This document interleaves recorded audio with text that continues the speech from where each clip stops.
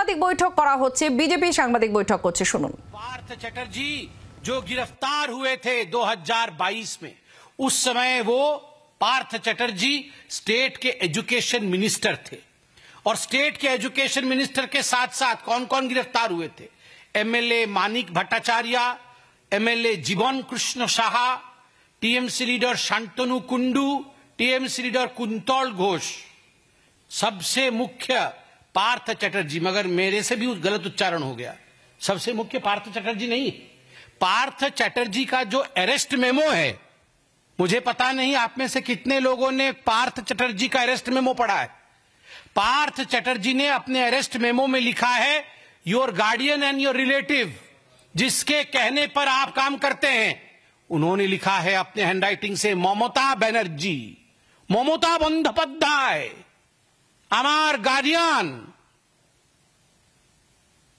आप सोचिए, पथप्रदर्शक ममता बनर्जी, আমার গার্ডিয়ান মমতা ব্যানার্জি, আমার रिश्तेदार, আমার रिलेटिव ममता बनर्जी, ममता दीदी, ये उनके अरेस्ट मेमो में लिखा हुआ है। आप जाके देखिए अरेस्ट मेमो। अरे जो पथ प्रदर्शक है, जो मार्गदर्शक है, जिसके कहने पर आपने ये घोटाला किया, वो पार्थ चटर्जी जेल के अंदर है, तो दीदी जेल के अंदर क्यों नहीं? ये फोटो देखिए, ये पार्थ चटर्जी के साथ जो मोहतरमा खड़ी है, उनका नाम अर्पिता घोष है। आप सब जानते हैं अर्पिता घोष उनकी एसोसिएट थी। और ये जो नोटों की गड्डी 2 बार रेड हुए और कुल मिलाकर के 49 करोड़ रुपया। अर्पिता मुखर्जी उनकी एड है, क्लोज एड। अर्पिता मुखर्जी के घर में भी रेड हुए, अनेकों और जगह रेड हुए। 49 करोड़ रुपए ईडी ने रिकवर किया इस रेड में। हम अभी जो मैंने बताया अरेस्ट मेमो में क्लोज रिलेटिव एंड मार्गदर्शक, देखिए ये चिन्ह दोनों मार्गदर्शक से मार्गदर्शन ले रहे हैं। आप देखिए फोटो अच्छे से देखिए, इसको छापिए भी। ये देखिए क्या करना होगा, पूछ रही हैं दीदी से पार्थ जी पूछ रहे हैं, दीदी बोल रही है सब घोटाला करो, ये पैसा टीएमसी में जमा करो। यही बात हो रहा है यहां। देखिए, ये देखिए वही चल रहा है दोनों के बीच खुसुर फुसुर, किस प्रकार करोड़ों रुपए हथियाया जाए। ये दोनों देखिए जरा, गार्डियन एंड क्लोज रिलेटिव दोनों की फोटो। और ये देखिए जनता की गाढ़ी कमाई और जनता की गाढ़ी कमाई के क्या यहां हश्र किया गया है। अरे ऐसे तो हमारे घर में झाड़ू मारेंगे तो गंदा कागज भी इतना नहीं निकलेगा। मतलब अभी गंदा कागज भी इतना नहीं निकलने वाला है। और हम लोग सब पॉलिटिकल लोग हैं, हमारे घर कई अखबार आते हैं, हम अखबार का ढेर भी लगा देना 1 महीना का तो भी इतना नहीं लगेगा। और ये सब 2-2 हजार रुपए के नोट है। आप देखिए जरा, 49 करोड़ और न जाने कितने कितने कहां छुपा रखे होंगे, इलेक्शन में बांट दिए होंगे। और ये किसकी खून पसीने की कमाई है? ये वो जो 24 लाख एप्लीकेंट आए थे, उन 24 लाख एप्लीकेंट की खून पसीने की कमाई है, खून पसीने की कमाई। मुझे अब सिर्फ इतना कहना है कि Mamata Banerjee has no right to stay in power now. Mamata Banerjee को कुर्सी छोड़ना होगा, ममता बनर्जी को रेजिग्नेशन देना ही होगा। वो ह्यूमैनिटेरियज्म की बात करती है, मानविकता की बात करती है, मां माटी मानुष की बात करती है। अगर उनमें इतना भी तनिक भर भी कहीं सेंस ऑफ रेस्पॉन्सिबिलिटी बाकी है, तो तुरंत आज के आज ममता बनर्जी को रेजिग्नेशन दे देना चाहिए, नंबर 1। नंबर 2, स्पष्ट रूप से हम कहना चाहते हैं, जिन लोगों को निकाला जाएगा उन लोगों को तनख्वाह देने का काम ममता बनर्जी की सरकार करे। नंबर 3, हम जानते हैं ये जो मुद्दा है, ये आज बंगाल का ही नहीं पूरे भारतवर्ष का एक बड़ा मुद्दा है। और आज ही आप देखिएगा ममता बनर्जी कुछ ना कुछ ऐसे दंगे इत्यादि भड़काना शुरू कर देगी बंगाल के अंदर, ताकि किसी भी कीमत पर लोगों का नजर इस घपले से हट करके लोग अपने आप को बचाने में, लोग अपने आप को किस प्रकार से सुरक्षित रख के उस पर लगेंगे। Civil instigate fears among people. आप देखिएगा आज भय का वातावरण बंगाल में बना देगी वो, कुछ ना कुछ करेगी ऐसा जिससे वहां भय का वातावरण हो जाए। और मैं कहना चाहता हूं ममता जी से और टीएमसी से, कुर्सी खाली करो, कुर्सी खाली करो कि जनता आती है, चेयर खाली करो, जनगण आसछे, जनगण आसछे ममता दी, चेयर खाली करो। करते होबे, अन्य उपाय ना, करते होबे, चेयर खाली करते होबे। बहुत बहुत धन्यवाद। अब मैं आदरणीय केंद्रीय मंत्री, हमारे बड़े भाई और बंगाल के अध्यक्ष सुकांत दास से कहूंगा कि वो आपसे मुखातिब हो। सबको नमस्कार। माननीय संबित पात्रा जी ने पूरे विषय को विस्तृत रूप से आपके सामने रखा। कल इस घटना घटने के बाद, यानी सुप्रीम कोर्ट के आदेश आने के बाद, ममता बनर्जी मीडिया के सामने आई और सबको दोषारोपण किया, सबको दोष दिया। सुकांत मजूमदार से लेकर सीपीएम के नेताओं से लेकर जज को लेकर जुडिशियरी को लेकर, जैसे संबित पात्रा जी ने बताया कि क्वांटम ऑफ कोर्ट की हद तक, और वो भी एपेक्स कोर्ट ऑफ इंडिया, उसकी क्वांटम तक वो चले गई। लेकिन जिन्होंने पैसा लिया, जिन तृणमूल कांग्रेस के नेताओं ने पैसा लिया, ममता बनर्जी के लोगों ने पैसा लिया और ममता बनर्जी ने उनको बचाया सुपर न्यूमररी पोस्ट बनाकर। कैबिनेट बैठी अलग से, यानी अगर स्कूलों में 1000 टीचर चाहिए तो जो लोगों को, टेंटेड लोगों को लिया गया, उनको बचाने के लिए 1000 से ऊपर 1500 पोस्ट क्रिएट किए गए। कैबिनेट बैठी थी। तो हमारी मांग ये है कि अगर कैबिनेट बैठ के अगर ये डिसीजन लेता है कि चोरों को बचाना है, जिन्होंने पैसा लेकर नौकरी खरीदा उनको बचाना है, तो उस कैबिनेट की जो हेड है, जिसके अनुप्रेरणा से बंगाल में सब कुछ होता है, और वो पूरी कैबिनेट जेल के अंदर होनी चाहिए, जेल के बाहर नहीं रहनी चाहिए, क्योंकि पूरी तरीके से दर्शाता है कि इस कैबिनेट ने चोरों को बचाने के लिए काम किया। और ममता बनर्जी बचा सकती थी। देखिए, ये जो 26,000 लोग, लगभग 25,752, एकदम अगर सही बोले तो 3753, तो इन सब लोगों में सब टेम्पटेड नहीं है, सबने पैसा देके नौकरी खरीदा नहीं था। कल रो रहे थे टीचर, और ये इशू मेरे हार्ट के बहुत करीब है, क्योंकि मैंने अपनी जिंदगी का पहला नौकरी इसी एग्जाम देके मुझे मिला था, स्कूल सर्विस कमीशन। मेरे धर्मपत्नी जी अभी भी इसी एग्जाम देकर स्कूल में नौकरी करती है, पढ़ाती है। बंगाल में हमेशा शिक्षकों की एक मर्यादा थी, टीचर को एक सम्मान से देखा जाता था बंगाल में।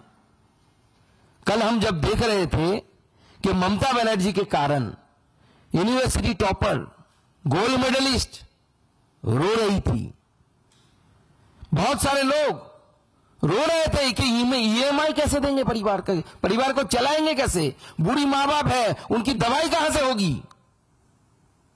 इसके लिए अगर कोई रिस्पॉन्सिबल है, एक व्यक्ति को अगर रिस्पॉन्सिबल किया जा सकता है, उसका नाम ममता बनर्जी है और उनकी पूरी पार्टी है। ये मैंने जो बताया कि लोअर कोर्ट ने, यानी हाई कोर्ट में सिंगल बेंच ने ये सजेशन दिया था कि आप दूध को अलग करो, पानी को अलग करो। यहां तक कि हाई कोर्ट ने यह भी बोला था कि लगभग 5,000 अराउंड जो दागी है, मतलब जिन्होंने पैसा देकर नौकरी खरीदा, बाकी लोग सही है एकदम, अपने परिश्रम से पढ़ाई करके उन्होंने ये नौकरी जुटाई थी, अपने पुरुषार्थ पर उनको नौकरी मिला था। लेकिन ममता बनर्जी के जो एडवाइजर थे, उन्होंने उनको एडवाइस दिया कि आप अगर बचना चाहती है तो, अगर तृणमूल कांग्रेस के नेताओं को जिन्होंने पैसा लिया हाथ फैलाकर, उनको बचाना चाहते हैं तो दूध और पानी को आप मिला दो। तो दूध और पानी जब मिल जाएगा, कोर्ट इसको डिफरेंशिएट नहीं कर पाएगी, अलग नहीं कर पाएगी, तो कोर्ट बोलेगा ठीक है, जो हो गया उसको रहने दो। अब पासा उल्टा पड़ गया है। कोर्ट बोला है कि हाई कोर्ट ने भी बोला था, डिवीजन बेंच ने भी उसी राय को बहाल रखा था, और आप भारतवर्ष के सुप्रीम कोर्ट जो चीफ जस्टिस के नेतृत्व में बना, 2 जजेस की जो राय आया है, जो वर्डिक्ट आया है, वो स्पष्ट कर देती है कि ममता बनर्जी ने जो चालाकी की थी, वो चालाकी कोर्ट के सामने पकड़ी गई। कोर्ट ने उल्टा बोला कि दूध और पानी अगर अलग नहीं किया जा सकता तो पूरा ही फेंक दो। लेकिन इस जो वर्डिक्ट आया है, इस वर्डिक्ट में हमारा सिर्फ इतना ही सवाल है कि लगभग 20,000 से ऊपर लोग जिन्होंने परिश्रम करके जिनको नौकरी मिला, उनका कोई दोष होने के बावजूद उनका नौकरी जा रहा है। लेकिन टीएमसी के जो लीडर जिन्होंने पैसा लिया, पैसा लेके नौकरी बेचा, मॉल बना दिया है ममता बनर्जी ने पश्चिम बंगाल में को। जो खरीदना है आपको, टीचर खरीदना है, नौकरी खरीदना है, सैंड लेके नदी से बेचना है, जो चाहे आप कर सकते हैं, सिर्फ पैसा देना है। शॉपिंग मॉल बना के रख दिया है ममता बनर्जी पश्चिम बंगाल को। इसलिए हम चाहते हैं कि सरकार, संविधान ने जो प्रपोजल दिया कि पार्टी के पैसे से पीएम रिलीफ फंड से सीएम रिलीफ फंड से जो योग्य है उनको पैसा देने की काम किया जाए, सीएम रिलीफ फंड से और टीएमसी की पार्टी से, क्योंकि पैसा टीएमसी की पार्टी के पास गया है। और सिर्फ हम नहीं बोल रहे, ऑडियो रिकॉर्डिंग है। आपको पता है कि ईडी एक दूसरा केस वहां पे चल रही है, जिसमें कालीघाटर काकू बोल के एक कैरेक्टर है, जीवन कृष्ण भद्रो, उनका एक ऑडियो आया है, जिसमें उस ऑडियो में बोल रहा है वो व्यक्ति बांग्ला में कि पार्थो लोभी है, लोभी मतलब बहुत लालची है, उसको 25 करोड़ देते हैं, अभिषेक को 20 करोड़ देते हैं। जिस मानिक भट्टाचार्य का नाम इन्होंने लिया, उस मानिक को इतना देते हैं, बंटवारा चल रहा है पैसे की, ऑडियो में है। हाँ, कौन अभिषेक है ये तो सब जानते हैं, ये कौन सा अभिषेक है। कभी वो बोले थे कि मेरे खिलाफ एक भी सबूत आ जाएगा या मेरे खिलाफ चोरी हो जाए, प्रमाणित हो जाएगी, तो मैं फांसी के मंच में अपने आप को लटका दूंगा। अब उनको मंच नहीं मिल रहा है कि क्या नहीं मिल रहा है मालूम नहीं मुझे, लेकिन ये जो एक के बाद एक चोरी बंगाल में तृणमूल कांग्रेस के समय हुई है, इसका हद पार हो चुका है। ममता बनर्जी को अब जाना चाहिए। अगर खुद से उतरती है तो चेयर से तो सही है, नहीं तो जनता जनार्दन जाके कान पकड़ के चेयर से उतार देगी। वो समय आ रहा है। तो पहला डिमांड हमारा है, सीएम रिलीफ फंड से या पार्टी से आप पैसा दो इनको। दूसरी मेरी एक सजेशन है ममता बनर्जी की सरकार को कि जो योग्य कैंडिडेट है लगभग 20,000 से ऊपर, इनको कोर्ट ने बोला कि आप 3 महीने बाद फिर एग्जाम दो, देके आपने आपको एलिजिबल साबित करो। अब एक टीचर 16 से पढ़ा रही है स्कूल में, आप जानते हैं एग्जाम जो होता है वो ग्रेजुएट या मास्टर डिग्री लेवल का होता है, जो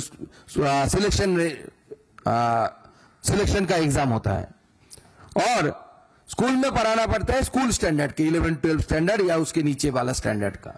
तो स्वाभाविक है सब्जेक्ट से सब डिटच है। 16 साल से आज तक उतना तो ऑनर्स या बीए, बीएससी, एमएससी, एमए उस सब्जेक्ट से लोग डिटच है। तो मेरा सजेशन है कि मैं अपने जिंदगी के 10 साल लगभग पढ़ाते आ रहा हूं, कॉलेज, स्कूल, यूनिवर्सिटी मिलाकर।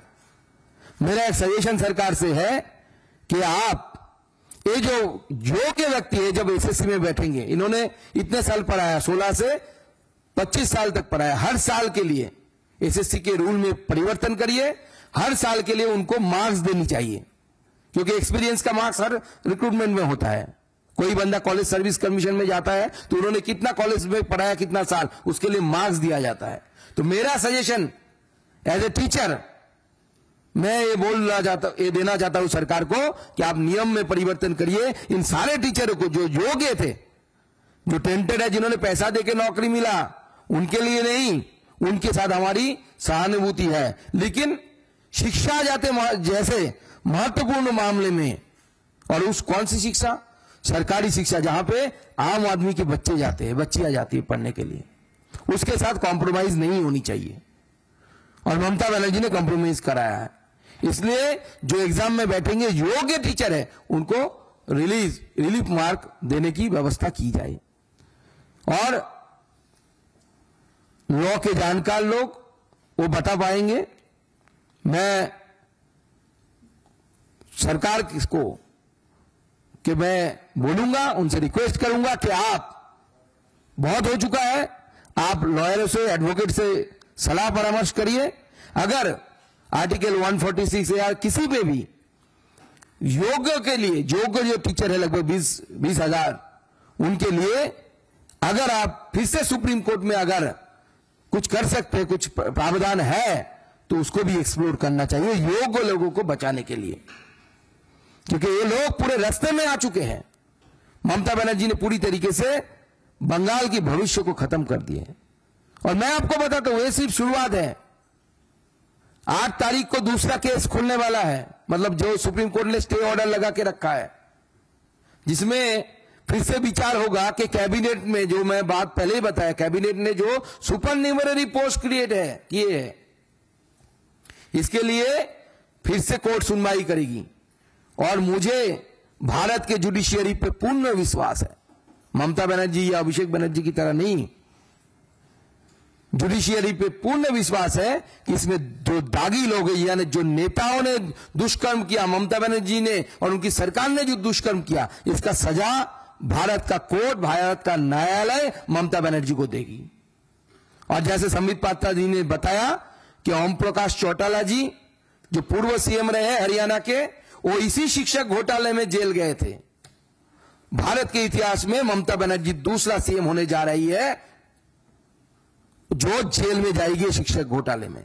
कल ममता बनर्जी ने बोला कि मुझे जेल भेजना चाहते हो आप लोग। दीदी जान चुकी है, वॉल राइटिंग पढ़ ली है दीदी क्या होने वाला है। हम नहीं भेजेंगे दीदी।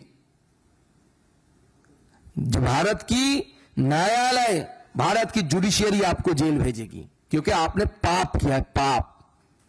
आप अगर किसी के घर में चोरी करते तो एक आदमी का नुकसान होता। आप अगर नदी से सैंड उठा के बेच देते, हजारों लोगों का नुकसान होता, उस इलाके में रहने वाले रेवेन्यू का नुकसान होता। आपने शिक्षा के साथ खिलवाड़ की है। जनरेशन आफ्टर जनरेशन पश्चिम बंगाल की इसके लिए भुगतेगी, और इसके लिए कोई अगर जिम्मेदार है तो ममता बनर्जी जिम्मेदार है, और ममता बनर्जी की इसकी सजा मिलनी चाहिए। आप सबको बहुत बहुत धन्यवाद।